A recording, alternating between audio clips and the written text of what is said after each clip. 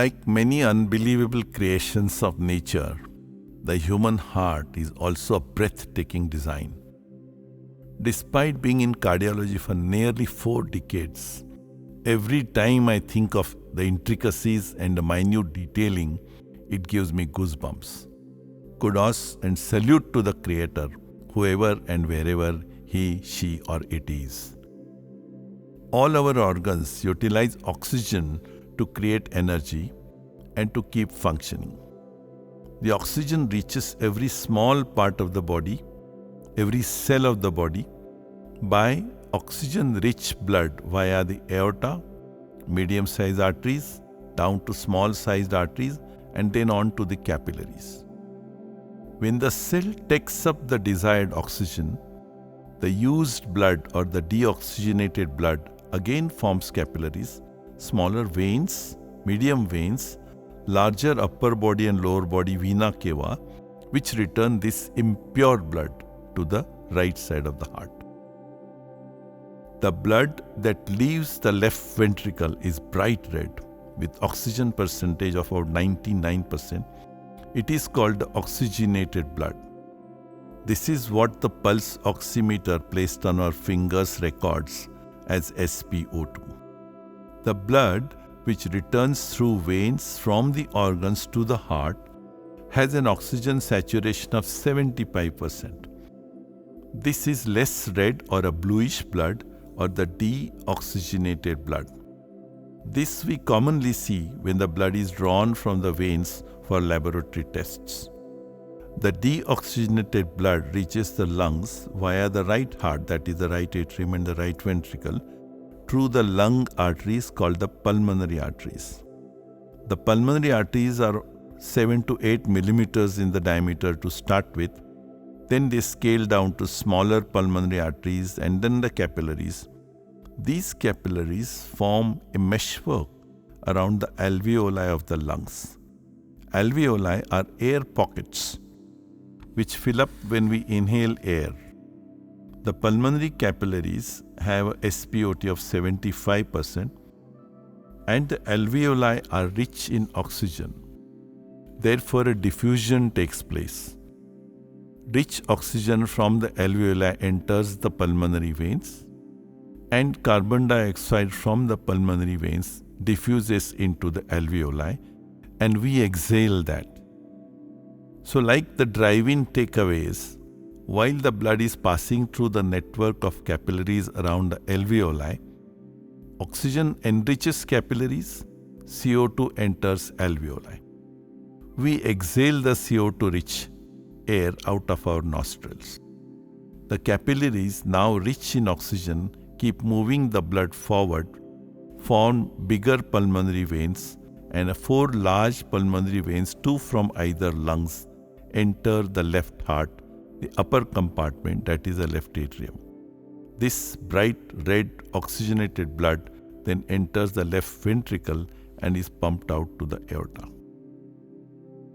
Just to think of the voyage of an oxygen-carrying red blood cell, let's start from the left upper compartment, the left atrium. It has rich oxygenated blood with a SpO2 of 99. This leads the blood to the left ventricle. Left ventricle pumps it into the aorta. Then it forms smaller arteries and finally the capillaries.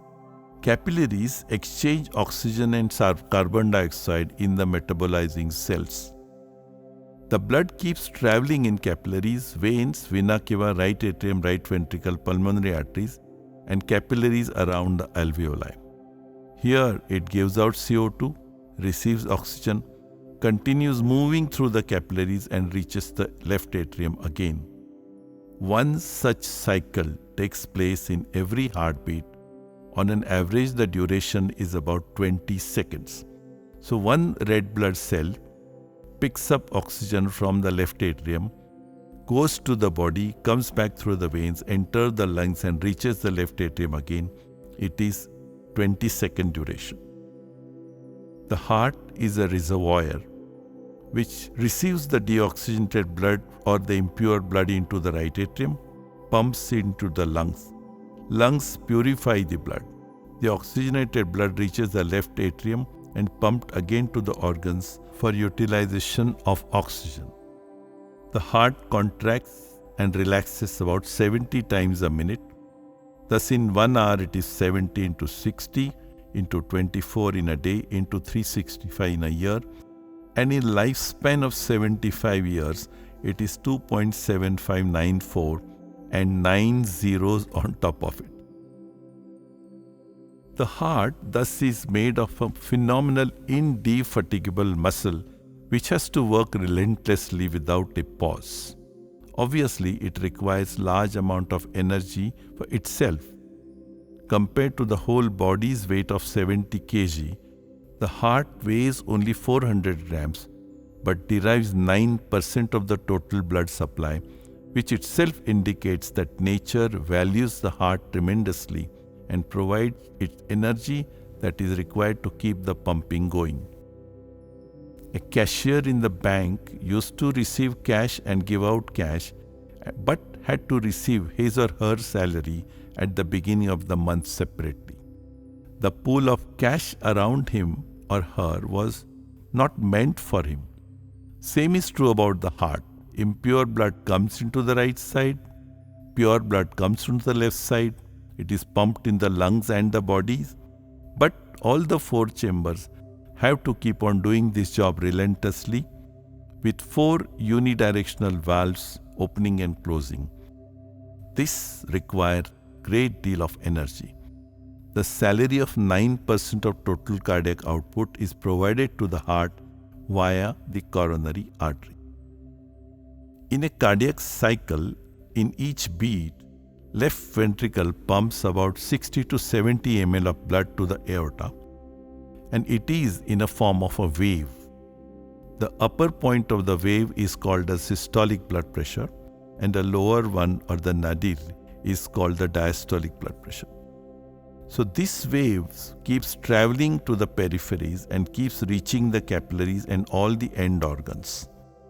The returning venous blood, however, doesn't have high blood pressure. It just flows in a low pressure circuit with some valves attached to it with a phenomenal ease, as if it is sucked by the right side of the heart. How the blood moves out, how the pressures are generated, in which disease condition the pressure goes up and down, this is called hemodynamics. And as cardiologists, we pride in our knowledge of the hemodynamics. In order to study the cardiac cycle, we have an ECG, echocardiography, very sophisticated devices which calculate the cardiac output and study the hemodynamics. We perform a procedure called cardiac catheter, in which a catheter or a small 2 mm diameter tube is passed inside the heart into the various chambers through the groin vein or an artery, and we record blood pressures in all the 4 chambers of the heart. There are disease conditions where the pressures go up and down and show lot of variations.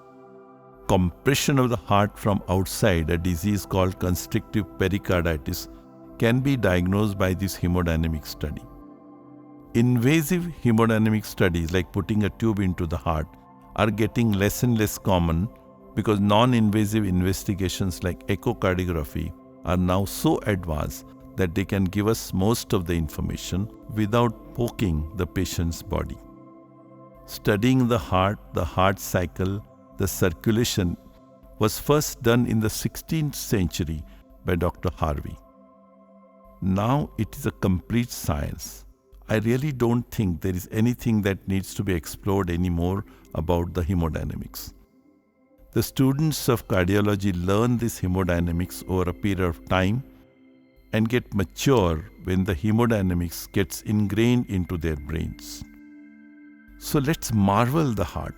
Let's feel gratitude to nature for giving us such a fantastic pump, and let's value it and look after it well so that it remains in working condition for a long time. A good lifestyle, timely investigations and treatment can be very rewarding if at all something has to go wrong with the heart and its hemodynamics.